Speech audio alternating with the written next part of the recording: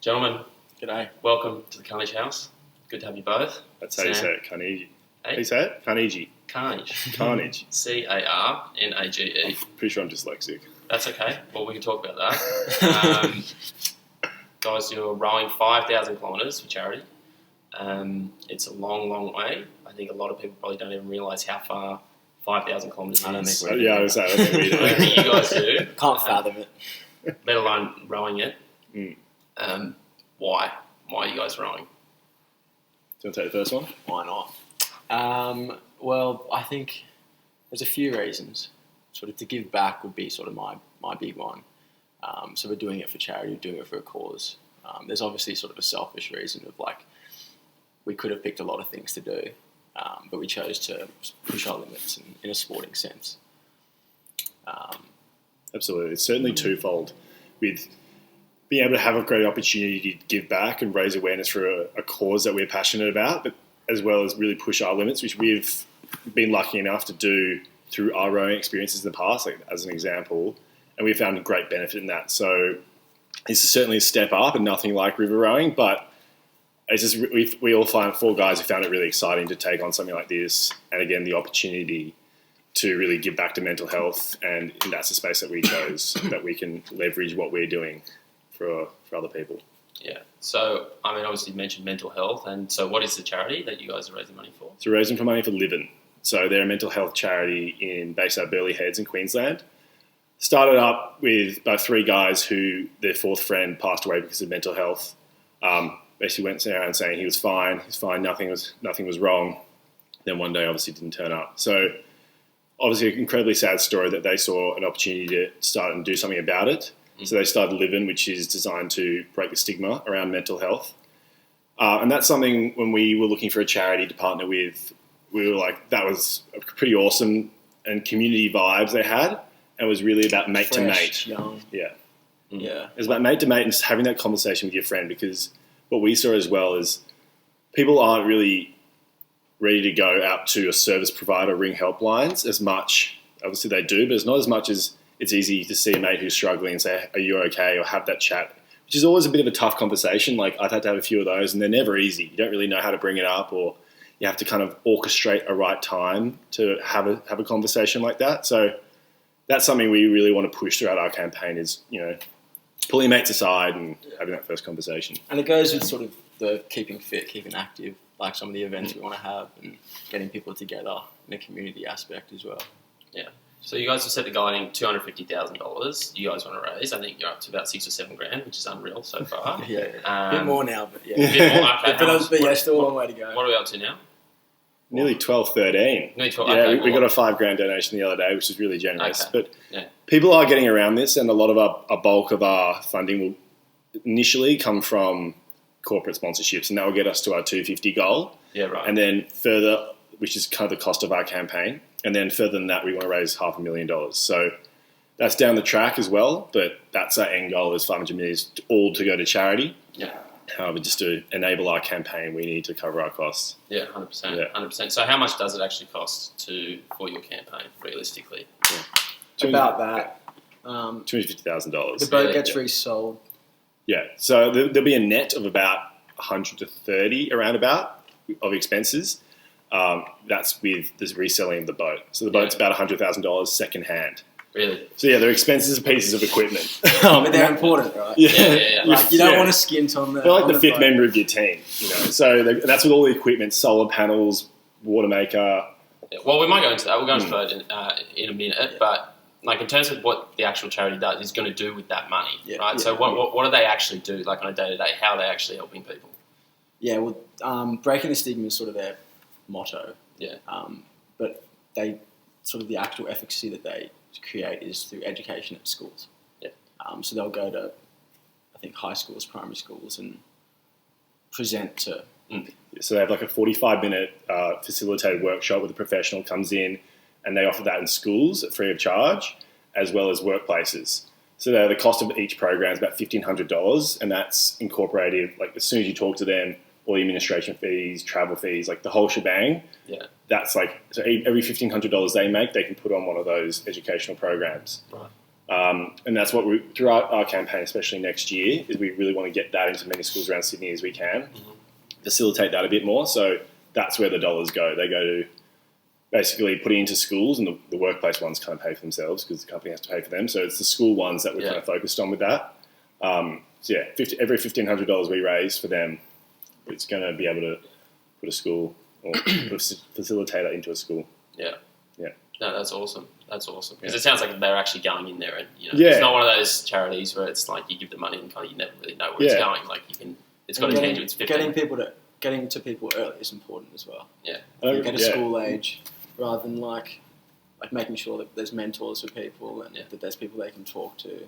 We left school 5 years ago, and I don't remember having one proper mental health chat. Like no one came in to talk to us about mental health. We had a lot of drug chats and we had don't be naughty chats. the alcohol chats and the drug chats and like sex ed. But I think it's getting talked about more. Absolutely. Mental health and like that was not long ago we were there. Mm. We went to an all boys private school, and we know how prevalent mental health is in the male community. So a bit surprising that being so recent, but it certainly is becoming more and more. But that's just somewhere we saw we can have a bit of an impact. Yeah, absolutely. Well, I think that's awesome. But I think the reasons that you guys are doing something awesome, number one is like it's good cause, number one. But number two, the actual task, like the actual feat is incredible, like in and of itself. We might talk a little bit about that. So 3,000 nautical miles? Or that's right. Like that, but it's that's 5,000 Ks realistically. That's if we're going in the right direction. In the correct direction. Yeah. So I mean, what is the probability that you guys go off course, that you stray off, that something breaks, like? Yeah, honestly, probably high. I think we've already been. It shouldn't be high. Yeah, because we should have like auto helm and steering. And you do have that, but I think it should steer itself. Like you put in a coordinates, and it won't necessarily be the finish line, but it'll be like we want to be there where the currents are better. Yeah, and we'll put that in, because the waves will push us off track. Yeah, but the helm will be like push it back. Yeah, it does break. That's what we got told already. Is like you try not to fight the wind and the current. You kind of let swings and roundabouts, they say. So kind of don't try and fight it too much. But there is a kind of course where you're starting in La Gomera on the it's the east coast of the Atlantic. Yeah, and then you go west. Canary Islands. Canary Islands. They're a sovereignty of Spain, but kind of at the end of Gibraltar Strait. Okay, and then what you want to do. So you're trying to go to English Harbour in Antigua. But the course you actually want to go is down first. So if you go down first, you get the trade winds coming across the top of Africa. Right. So you get pushed there. So you're doing like the colonial route. That's right, Literally. Is that right? Yeah, that's why it's like it makes it so many, because the current's usually behind you and you're getting pushed along. And then when was the first time it was rowed? It's like 1800s. Magellan. Magellan. No, it's not sailed, but like... actually rowed? Actually rowed was like... late the 1800s, some blokes did it. Yeah, I think it's 1850s. I think that's on the website or whatever it is. Yeah. So, obviously the boat's $100,000. How much, like, tech and how much actual stuff has to go into that boat? Like, how heavy is it? Like, what type of equipment do you have in there? There we go. Heavy, no idea. Pretty heavy. Wouldn't know the weight. I think I have to pick it up. But... there's the boat, the hull. We want one that's carbon fibre, so we can try and get the records we want and try and win the race is what we want to do. So we want the carbon fibre one, which is one country that makes it at the moment. And then after that, it's just about you want stuff that works and stuff that's good quality. So the water maker is a big piece. What's a water maker? So that will desalinate seawater into So you can very important. Yeah. So that's powered by the solar panel and take most of the power. Yeah. And you kind of turn it on for a certain number of hours a day, make enough water for the four of you, and then Bob's your uncle. If that breaks, that's like the thing you really don't want to break. So you've got to know, you'll be able to take it apart by yourselves, put it back together yourselves, because if something breaks, it's just you guys. Well, then you have the hand pump. It's like 1,000 pumps is a litre. So on your brakes, it's on top of already running. Yeah, so when you don't get to row, you get to on your brakes, you have to go pump water. You happen to a few people, they're in pairs and they just pump water until you're working again, which is not ideal. Yeah. So that's a big piece. You got the solar panels, then all your little equipment. So the navigation system's one, like oars. Oars can break, so you take a few spare of those. Different types of seats, safety harnesses, all this safety equipment, like the safety life Boat, rafts, life raft, that's it. The whole life shebang. raft. everything. Yeah, You have a life raft in there, yep. Because like you could get a little hole in the boat, which like, and then your boat's just going under, and you're Yeah. like, What do we do? need a backup. So how long is the boat? 28 foot. 28 foot. Oh, so that's So not like It's pretty long. 13 9 Like, metres. Yeah, somewhere around that, right? Yeah. Don't About the say size, my maths. about the size of an average yacht. About the Yeah. size of an average So really small yacht. so our boat will be in the middle. You've got three rowing positions, of which we'll only use 2, and then there's 2 cabins at either end. And you can kind of configure it however you want. However, we've been told the best way is basically 2 pairs are in either cabin, so like that's kind of your cabin the whole way through, and yours is There's a swapping. bigger one, so there's two Yeah. of the taller boys, and they'll be in the bigger. Yeah. I'll be snuggling in the big. So Rob and I are both 6'6", so we'll take the taller one. Thank you. Yeah, 100%. And then, so you will never get to row with one guy in that configuration because the rotation pattern's 2 hours on, 2 hours off, Yeah. but it's like overlap, so there's a change every hour. So I'll say I'm on the oars, I'm starting my shift. Yeah. I'll row for 1 hour with James, and then my second hour with Louis, and then it's just kind of a rolling rotation like that. So you kind of get the cabin to yourself. Thank God. Yeah. I don't know how much sleep can go in. They get really hot during the day, like 40 degrees during the day. It's not actually somewhere you really want to be. So that's a huge problem. Another huge problem is like everything staying dry. Yeah. So we're lucky enough to be able to talk to 4 guys who did it last year from Bondi, crushed it, 34 days, smashed the Australian record / set it. But so that's what we're going for. They're guns. So they really killed it, and they were like, they're fine. Like our bodies were working, everything was going okay until like the last week or so, where weather picked up, weather got bad. And it's like as soon as they got wet, you can't get dry, and then your body just starts like falling apart. Yeah. Like skin, muscles, everything just starts really breaking down. So I think that last week or so was really tough for them, and so that's a big part, trying to stay dry, trying to stay clean. That's what you kind of do when you get off the oars. Yeah. Yeah. So what is So like? So obviously the desalinator braking. Like people obviously wondering, like you're out in the ocean, swell picks up. What happens if you capsize? Well, swell picking up's actually sort of partly good because it'll make you go faster. Right. Like if it was perfectly flat the whole time, it would take so much longer. Yeah. But it's a real situation. A lot of crews. So there'll be years where like 90% of the crews will capsize. Yeah. Because the weather's bad, and other years where the weather's not bad and it's a pretty calm kind of route, no one will capsize. But these Bondi guys explain their capsizing where within the last week before they're getting to Antigua, middle of the night, one of them has opened the door. He's like, I'm coming out in 5 minutes because that's how they do it. Like, I'll be out in 5, I'm awake, whatever. Goes back in to get ready. And then as he's closing the door, you see this wave, the boat starts picking up. He's like, shit. Slams the door closed, they go over. Side-on waves. Yeah. You want the waves with you, but side-on waves will flip you. So they get smashed like that, pop back up. So the boat automatically rights itself. They say because you're harnessed in, they say if you get thrown out with the boat capsizing, the boat will right itself before you even breach the water. That's how quick it is to come back up. But there was a guy sleeping. Obviously, he was asleep. Probably just got woken up pretty quickly. Just at the roof of the cabin, the floor of the cabin. Probably not that nice to wake you up, but it does shake you up. Like they were like, it takes you a while to like get it back together. You know, you like probably don't row for the number of hours. So like you lose a lot of stuff. They lost their bucket, their favourite seat, a bunch of different stuff. Just makes it really inconvenient. They weren't that far from the finish line, which is probably pretty nice, but it's not something like losing the really nice seat after you're rowing for like 28 days and like all you think about is like, oh, thank God I get the good seat for this shift. What is a good seat mean? Yeah, I probably should explain that part. So I think anything that's it was way comfortable. I think it had sheepskin on it and was like way this thick. Yeah, it was like really thick. So you can't just make all of the seats like that? That's what I said to them. I was like, why do you make all of them like that? He's like, oh well. So one of the big things as well is you want difference when you're sitting on things. So the pants you wear, you want like different companies, so the seams are in different positions. So the chafing and the rubbing is in different spots every time. Right. Like a lot of people row naked as well, which probably we all do, just because then you don't get any rubbing. And then the seat. So the off camera, he'd be like, "We're definitely doing it." 100%. He says he wants to practice today. Yeah, right now. They won't let me right now. It's so annoying, but I will. I'll be naked. With the GoPros will be on there. Yeah, and so the seats as well, like where where like the points are, where like you can sit on different seats from rowing as well. Like how they're positioned will give you different rubbing and sore spots basically. Yeah. So yeah, you kind of need change all the time. So much to think about all these things. It's the little things as well. That's why it's so important to get our boat here quickly, so we can go out, practice, do like 2 or 3 day rows, so you can understand like, oh, that really hurts me after a while. That hurts, or it'd be really nice to have this, so you can like start building up your boat, knowing what to do. So because it used to be, and a few people crews did it. It's a bit crazy to get there and then just go row it.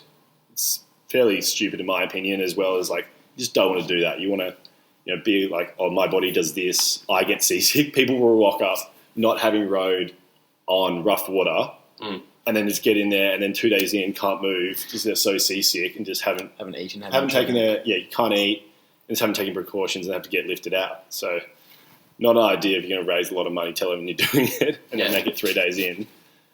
So there is a lot to be said about the preparation that goes into something like this. 100%. So you guys are, I would assume, starting to prepare now in your own individual ways. Like obviously you guys have all got jobs. It's tough, as you mentioned before, it's tough to get you guys kind of even together just to do an interview. Like there's only 2 guys here. Yeah. How difficult do you think is it going to be to get the proper preparation together for a row like this? Absolutely. It's a good question. We're just doing it one day at a time, so it's hard to know how much next year is going to take. I think we can do it. I think one of the crew members will be in Sydney. Like one of them's out right now, and he'll move back to Sydney. That'll help. 3 of us live together, which has certainly helped. And things like we went and got completely screened by a body movement specialist. To like, okay, you're really weak doing this. This is going to hurt you, because it's really important to have like a strong core and everything. All your muscles are working, your flexibility. Which we are like in the crew, we're so bad. Like Louis and I can't touch toes, can't do any of that. So we're going to really have to work at that with hip and like ankle mobility, whereas James is like hyper flexible, as he got told. So he's pretty pleased about that. But which is also the weakest in the crew. So well, I mean, speaking of, like, who do you think is going to capitulate first? Like, who's going to be the first one to mentally or physically? Mentally throw the towel in. Mentally, because I mean, you got a lot riding on it. So you got realistically, it could be $250,000, $500,000, and it's like it's just you guys out there for. Ideally 30, 35 days, could be, it said on the website, like up to 100. Like there's a lot riding on it. Who's going to crack first? You'd bloody hope no one. There'll be ups and downs. Everyone. Yeah, I think that's the best part. I don't think I could ever say one person. It's about how well you can bring each other up when there's having a down. And hopefully not everyone's down at once. Which probably won't happen because people will be down for different things and different times. Yeah. And that's one of the huge things those Bondi guys go like, oh, how do you do it? And he's like, we all had days where you just cry. And then you had days where you're just like, I do not want to be here. And you just have basically people, your mates have to tell you how you get to know each other and be like, well, you're going to stay here and you're going to do it, get you through it. Because you do come out in a number of hours or days and you're like, okay, I'm back on. Remind yourself that it will end. Yeah. Well, I mean, like you guys rode at school. Why did you pick this race in particular? Is there like an intermediate race? Because my understanding is this is basically like the hardest rowing race. That's what like, they call it. The world's toughest rowing race. It's like premier, like an ultra triathlon type of thing equivalent. Why did you guys pick this one? Go hard or go home, No. And most of the people that do it are like army guys or ultra marathon runners anyway. But to be fair, they do pride themselves a race on like anyone can do it. Like we there's a lot of prep, there's a lot of support. There's like every day there's someone on the radio. So for instance, like the Atlantic is safer than Pacific. You get 2 support yards. It's like this is like in terms of ocean rowing, this is a race that is really prepared for and the organisers are really great. So they'll run through, make sure you're doing everything right, and really have quite strict restrictions on what you're doing. So in terms of safety, it's the safest ocean rowing race you could do, while I'm sure you could do ocean rowing, things like guys go around Britain or going, littler things, absolutely. But if we're going to raise and do it, you only do this kind of thing once probably. So why not do the race, rather than and have all that kind of preparation in. Again, you get to race. There's not many of these actual races. So there's this in Pacific. You get to... That's a cool part. Like, I'm sure we could do something like, you could row around Australia. I mean, that would take bloody years. But, you'd be doing it by yourself. There's this, you get a bit of competition, which, I think we've always had. So have you been in touch with any of the other crews? Like, realistically, they're coming from all over the world, right? So, I mean, that's probably one of the cool things about it is that, like, at the end of it, you know, even if it's 2 months later, you guys finish 100 days or you finish at 30, then people come in 100 days later. You are you going to stay around? Are you going to meet everyone? Or Before, you meet everyone before and it's quite clear. Apparently there's a really cool atmosphere before. Yeah. Because everyone's, like, done 2-3 years of prep, like, and it's, like, really exciting. Yeah, like this race finally start. Yeah. Because, like, we're going through it now, like, it's hard, like, even just raising money and gaining awareness is, like... There's got to be some sort of, like, shared... But once you get there, you shared idea of how hard it is, I think, you do... I think the Road Less Travel guys, I keep speaking about because we spoke to them a lot, but they had these guys who were in the boat next to them in the training bays before leaving, and they finished... I think these guys came third and their mates came second, and you can see one of the first people was like their families they hugged, and then these guys. Yeah. I think you do get that kind of shared bond about how hard it was. You went through similar things. So, I think you do build quite a good mateship through it. So... I know, look out for whoever's next to us in the bay. Do crews, like, obviously it's a long race, do crews ever run into each other while they're out on during the race? I think it's unlikely. I'm sure it's happened. Realistically, it would be unlikely. Yeah, I'm sure it's happened, but you've got to be pretty close. So, like, just give you an idea of how spread the field gets, because you have crews of 4 and 5 and you singles by themselves. So they would do it by themselves. So it's probably like that. You've got to be really close. Those are the 100 days. Right. Yeah. Okay. So I think the slowest this year was one bloke and these 2 girls. They did it about 80 days. I think the longest ever for this race has been 96 or something. So say you get around like the 70, 90 day mark, and the quickest is going low 30s. So, it's a 2-month difference by the end of it. And you can see the tracking. It's quite interesting. Like, one crew's finishing and one crew won't have passed halfway. Yeah. I remember looking at that and being like, imagine seeing other people finish and you haven't got through halfway. You'd be back in Australia, like, acclimatising back to just normal life, and people are still going. Yeah, you can't wait around for 2 months. So that definitely people like come back, and you'd probably be back at your office job and be like, oh my god, there's people still out. Yeah, definitely trying to take a week off. Don't think you'd be that jealous either. Yeah. So do you get like reception? Like, do you get to call people? Like, how does that work? Satellite phones. That's expensive, but you get it. Yeah. So, like, if we raise a whole lot of money, we get better equipment which can broadcast more video and talk to people. We would like to do live video, or at least send a lot of some videos back during the race, which we know is possible. I think it's a bit more expensive depending on the equipment you get. But you definitely get to call people, like family and stuff. Like, you row over Christmas and New Year's, so you definitely get to have a call home for Christmas, Christmas Day. Yeah. Probably be up to debate how long we get to have off for that. Some crews don't take any of it. Some crews are so committed to winning and stuff that they will just like row through it. We might take cold meals. Yeah, we might take an hour off for Christmas too. I don't know. You got to clean the boat as well. Yeah, that'd be awesome. How does that work? You got to jump out in the middle of the ocean, 8,000 meters deep, and scrub the boat. Like, literally get the barnacles the sharks and the dolphins. Yeah, so I mean, obviously there are a lot of people who are scared of sharks, and probably fair enough. I don't like sharks, I'll be honest with you. No, I'm not a massive fan. I'm not a massive fan. What is the realistic probability you run into one? Wildlife, like nearly 100%. Yeah. Like, everyone says they see wildlife. I'm talking dolphins, whales, flying fish get you in the morning. Like, they'll skip across. Yeah. Heaps of that. Actual shark, I'm not sure. My random guess is 20%. 1 in 5 boats, maybe. That's such a guesstimate. That's the biggest guesstimate. But we have seen videos of, like, people fighting off sharks for, like, 2 hours. Like one shark with, like, they snap their oar trying to, like, There's a really cool video of them, middle of the night, sharks just, like, biting the boat. Really? They're having a discussion, like, what do we do? Like, they're super chill. Yeah. They're just excited. They're just like, what do you guys do? We'll drop that link in the... We'll find the video, because it's really just like, well, what do we do? And the guy's like, oh, let's get a flare. Just throw a flare in. I'll scare it off. One guy's like, oh. They see Jaws and they want to... Yeah, they're spitballing ideas. And one guy just gets the oar and just boom. What type of shark was it? I couldn't tell you. Well, if it was attacking the boat, it's probably a pretty serious one. Yeah. It's not just like a little white, great point or whatever. Lots of dolphins. There's a really great story that these guys were going through. 2015, there was a really bad year. They hit 3 storms, one of which was a hurricane.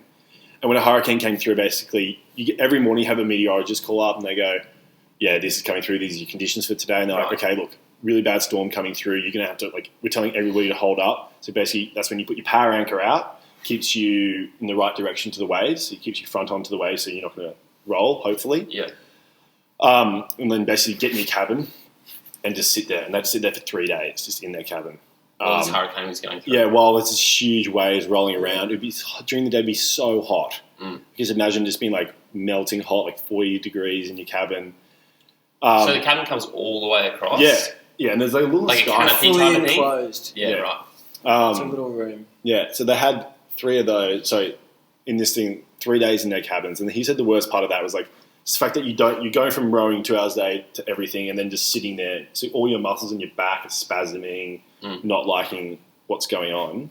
I know one crew as well, her team of 4, they were just using one cabin for the race and they all couldn't fit in there at one time. So they had to send one guy up into like the front one, which they had as a storage cabin. So he was just on all the storage, just there by himself in the dark. That would suck. That would scare the hell out of me. It's also that you're not making any progress. Which you'd be going backwards as well, probably. Because like you probably just want to be done like most of the time. Like you don't actually like sit there and enjoy where you are. Like you're just like racing, and to sit in the cabin like I don't know, reading a book which you've done for the last 30 days. Not ideal. So obviously there are a lot of things that like probably aren't going to be fun about it. Like what do you reckon then you're most looking forward to about it? I'm actually looking forward to swimming, like cleaning the boat. Like I think Rob's like doesn't want to do it, but I'm like I'll jump in first as long as someone jumps in like 30 seconds to a minute after and helps me clean. I'll go after you. Yeah. Done? Deal. All right, deal. Check it? Yeah, let's go.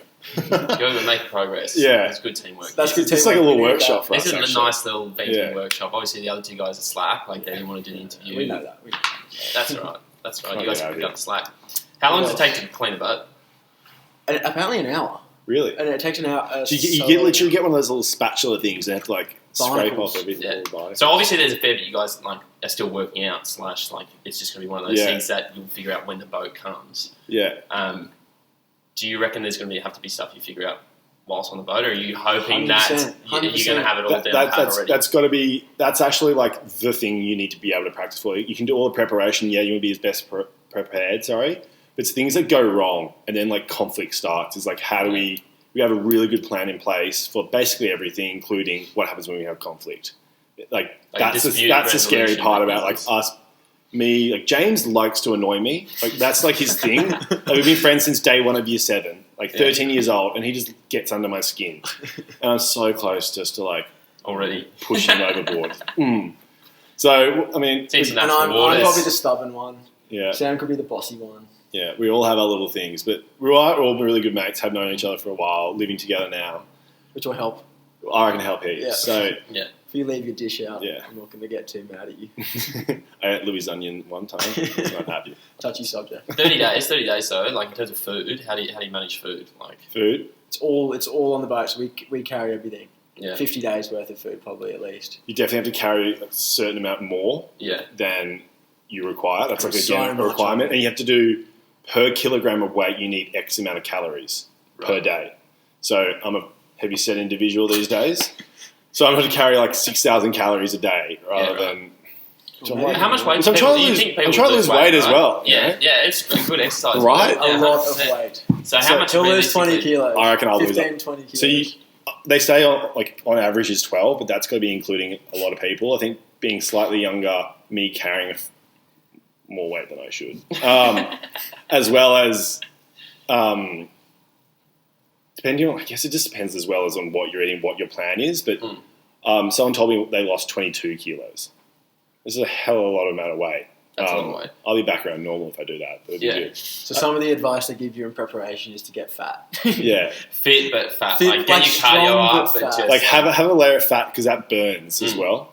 But I'm pretty set as well. If we get to Antigua and I still don't look good, we'll just turn around. I think. We're doing it again. Doing it again. Run this back. Get back in. Best Weight Watchers Jenny Craig you can get. 100%. Well, that's what all those biggest losers should just be about. They just do 30 days. 30 35 days. I mean, like realistically, like if anyone's even done a 2K erg or anything like that, they know how painful they suck. How much that sucks. Yeah. So doing that, 1,500 times or more, like 2,500 times. Quick math. Has it really kind of set in, like how, do you reckon it'll just be like once you're on the boat and it's like 15 days in, you're like, holy hell, like I think, we are rowing so far. Yeah. I think I'm certainly trying to turn a blind eye, which may sound weird and a little bit ignorant towards it, but while it's really, I want to think about everything, prepare for everything. You're never going to be able to prepare for a lot of it, especially like being there and when like you're at your absolute low. You just got to like understand a little bit more about what you do in those situations because, I don't think you can put yourself in that position before you get there. Yeah. So there's going to be times and there's going to be things you're just like, I did not know that I was going to feel like that, or I didn't realize how hard that was going to be. Yeah. And you kind of have to rely on like, I'm going to get through this kind of thing, and like more about the goal. Like I want to get there. Yeah. I don't know how you're thinking about it. Well, it's like maybe try and frame it and visualize it is probably in the preparation, but it's hard. Like you're not going to go out and row 30 days to practice for a 30-day row or something. But I guess just know that it will end is important. Know that like it's just rowing. Some people have also said... Don't have to worry about getting emails from your manager or yeah, something like that. The thing is like... Like try frame it. It's like a holiday. People have said as well, it's like, I was so people. happy to wake up some days and just realise all I had to do was row. You really don't have to do anything else. You have to get there, just get on the oars. And you get quite quickly into the routine. Yeah. People are like, you sleep well, you eat a lot. It takes a bit of time to get over when you sleep, the seasickness. You know, like the seasickness will be sketch. We haven't got there yet, but there'll be one of us at least, statistically. That gets But yeah, we're lucky to have a lot of people to talk to who've done it before. That helps. And that'll be a big thing next year. So especially when we get the boat, just taking people like Michelle or these Bondi guys out and be like, who's Michelle? So Michelle is the Australian single rower. So she got the Australian record for the Atlantic last year, and she's doing the Pacific next year by herself. She's gonna be the first woman to do it completely with no stops, unsupported. That's insane. It's really, she's saying like nearly she'll be on the boat for a year nearly. Yeah, right. Is she like a typically antisocial person? No, she's went out with her. She's absolutely lovely, so helpful. Yeah, normal. Like just like slightly crazy. Though. She's got to be a little bit crazy, I think, to do something like this. So she's awesome. Like she's gonna smash it. Just a year on the boat. Like we're just trying to, and that's what she said. She did the single as well. I think she did in '86. I might be a bit wrong, but she's like, "Oh, you guys are on there for like 35 days. It'll be over before you know it." I was like, when you put it in perspective of 86 days or a year, it does seem like quite. It's probably helpful that you know that she's doing like that. She's going to be doing that, and in the back, like I don't really like. Even though obviously what you guys do is hard. It's like I think it's 30 days, right? Like it's not like I'm doing 2-year row. Yeah, it's a hard way to justify. It's it also, could always be worse. Yeah, I think that's how I always imagined it in my mind as well. When I decided to do this and justify it, it was so doable, so possible. Like you're not pioneering anything; it's been done before. It's an extremely hard challenge, but it's been done by a lot of people. Yeah, I mean, it's extremely hard. It's the hardest thing in the world. Yeah, I watched 4 mums from Leeds do it, and that was kind of okay. Like this is so doable for me. Like I can do this. It's just takes a lot of working out, and it's going to be hard, but you can do it, especially when you see people doing a year by themselves on it or something like that. Yeah, it's just insane. Yeah, well, there was 2 guys, an Olympic rower and a TV presenter that did it after knowing each other for 3 months and with 3 months prep. Yeah, and some of the things did not go well. And it didn't go well, as but expected. They started to hate each other. They completely hated each other. Because the Olympic rower, James Cracknell, is just known for being crazy. Well, he was like rowing half the other guy's ships. He was like, I'll just I want to win, so I'm going to take like... They changed... They were doing 2 hours on, 2 hours off, both of them, and he changed it to something like, I'll go 3 hours on and you go 1 hour on. Like, that's how insane he is. But it depends. Like, he's got 3 gold medals, and that's what it takes. But. Yeah, a TV presenter. Yeah, he's not a rower, and especially on 3 months prep. Yeah, and they capsized, and that really threw Ben Fogle. If you watch the documentary they made, which is really amazing, they did back in 2005 as well. And, yeah, just really rattled them, which I don't know if you can really prepare for. Like, something like that. Like, I don't think you can have plans in place, like, okay, if we do this, I'm going to do this and this and this, but it's a whole different ball game when you're actually there, pitch black. You just get thrown. Like you're never going to capsize. Well, you're never going to get capsize when it's nice weather, is it? Like you're going to capsize when it's really stormy, windy, scares the hell out of you. You know, you get pulled on by a rope. And you're like, well, if that snapped, like I'm gone. So there is those times where like it's going to be a lot. You just hope you just got to prepare for it, I guess, into it as much as you can. Because I just haven't. Because it happens, right? I haven't thought about it as much as we have to yet. Like when the hurricane came, like only 5 crews capsized or something, which is wild. And the hurricane, it was once in 90 years. Like it was the first time it happened since the early, 1920s. It's like that rare because it's not statistically it shouldn't happen to us. So the wave should be coming like every 18 seconds. They might get like 3 meters is like normal, but they have days where it's completely flat, like flat them out there, and they get the bioluminescent. That'd be flat cool. dinoflagellates. Yeah, I mean, back to your question before, I'm really excited for just the sunrises. I really like sunrises. Sunrises and snacks. Snacks, I like snacks. I like snacks. But I like the sunrises because I'm never awake. I'm too lazy. Like, I'm too lazy to actually wake up. It's way better than that sunrise. No, I'll be forced to wake up. Yeah, we'll be awake. And we'll sing a song every morning. Yeah, the same song. You probably will have your own little rituals that you make up along the way to get you through it. Yeah, these Bondi guys every morning they played the Circle of Life, the Lion King song, during sunrise. It's got them going. Probably something to look forward to. Again, routine. Rutine's huge. We want to listen to podcasts on it a lot as well. I know a good podcast. You know a good podcast? Yeah, Carnage House. There you go. We're going to have to pre-record them. Yeah. Yeah. What do you reckon is the thing you're going to miss the most whilst you're on the boat? Yeah, everything. Other people's faces that aren't the other three. Yeah. Seeing other people. I mean, there'll be some food, you're going to start craving, fresh food or, just something a bed, solid. Probably a bed that doesn't bed. Shoot pains into you. You'll get used to the swaying. You get your sea legs, but you'll probably miss a just good night's sleep. It's not broken into 2-hour blocks. Yeah, probably that the most. Actually. Yeah. I don't know. Yeah. No, I was going to say you're obviously all 24 as well, prime male years. Testosterone's running hot. What do you do when you get the urge? Or is it just the advice is that we're just so tired and we haven't asked the question. We will ask the question because it's got to happen. We'll ask you. Realistically, it's a confined space. You're probably going to see it, Yeah. Or definitely if not hear it. Yeah. Terrifying. Can you bring some mags? Can you bring some material? We'll have to work this one out. It's going to be a serious question because you don't want it to catch you off guard. No, you don't. Well, you can ask these guys, are you too tired throughout the 30 But I don't days? think the hatch cover is. I think the hatch cover is see-through. So when you go into the cabin, I think it's see-through. So whoever's rowing can see directly into a cabin. That's just going to be the perfect view. Maybe we get some curtains. I don't know. Yeah. Pull down ones. We'll make one. But it's a serious thing. It's so serious. Yeah. Yeah. Definitely got to work that one out. Because let's get a bond. What stays in the boat. That'll get us. What happens on the boat stays on the boat. That's a good point. That's good. So how many of you guys have girlfriends? Two. Two now. have got girlfriends. Hey, I was quick. I was going to mention. Yeah. So I know some guys would say, if I know some of my friends, they'd be super whipped. They'd want to call the misso, once every 2 days. Is there going to be a rationing on using the satellite phone 100%. to call the missos? Said that this morning, I think. Yeah, Louis was bringing that up this morning. We're not paying expensive calls to call too many girlfriends too often. Yeah. But I guess if they're running the social media page, then it might have to. It's for business, right? Oh yeah, it's a business call. It's a business call. Business expense. And I'll track what they're saying very closely. Yeah. And the minutes. Yeah. That'd be a really interesting one as well. How often do you call home? Could you foreseeably get attached to calling everyone? You probably wouldn't want to do it every day.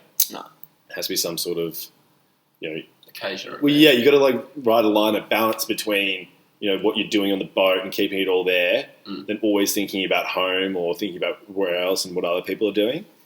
Probably just for your mental state. That's my initial thought. I don't know. Yeah. No, I don't plan on calling every day. Yeah. That's for sure. Probably rack up some minutes. Probably not practical either. Maybe a telco can give us some sort of deal. Yeah. If you're listening, Optus. telco, Optus. Help us call our girlfriends. That's it. Hashtag. Well, it's basically most of what I want to cover. But is there anything you guys wanted to get across that hasn't been gotten across in the campaign so far, or is there?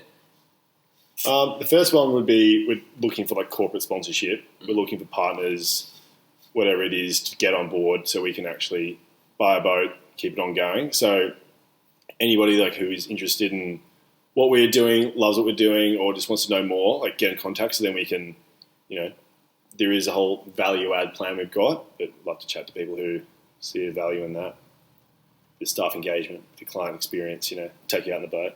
Whatever you need. Yeah, we'll take you out on the boat. When's the boat coming? Well, we ASAP, pay for it. please. Yeah, we want it to be here around March. Yeah. But, we can put names on the side of the boat. We've got a big thing about mental health and workplaces. So companies, will do a whole staff engagement as well as like our presentations. Client experiences, we're going to have a heap of events next year.